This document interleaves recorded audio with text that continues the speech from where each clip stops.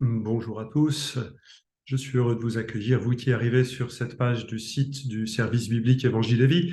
Il y a quelque temps il a été un peu en sommeil pendant un an. On veut vraiment essayer de le réveiller, de le faire tourner de manière plus dynamique. Les rubriques habituelles sont toujours présentes. Je pense notamment au livre du mois, aux fiches dominicales qui vous permettent d'avoir un petit commentaire d'écriture sur les textes du dimanche qui vient.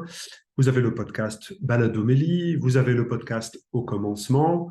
Voilà, des éléments qui veulent nourrir une première réflexion, une première découverte de l'écriture, souvent à partir de la liturgie dominicale, mais pas uniquement. Prochainement, nous allons inaugurer une nouvelle rubrique de présentation des grands textes du magistère qui parlent de l'écriture. On commencera par le texte du Concile Vatican II, qui s'appelle Dei Verbum, la révélation, la parole de Dieu, sur la révélation divine.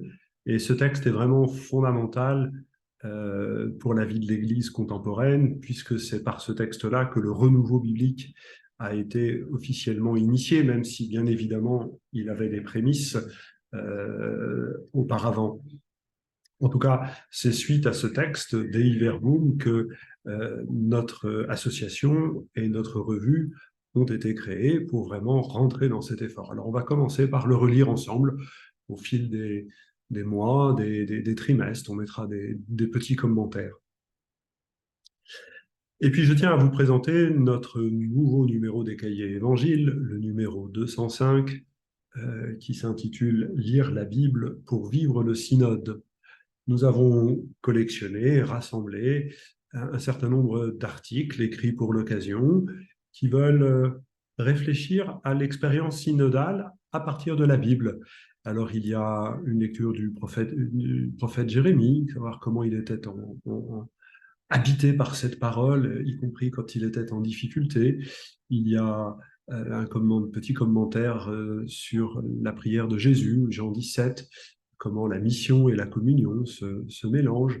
Il y a le baptême de Corneille, de voir comment, c'est le pape François qui nous invite à relire le texte de la sorte, comment la conversion de Corneille est aussi l'invitation à un changement pour l'Église, et comment tout cela va de pair. Voilà, un article aussi sur le dit concile de Jérusalem.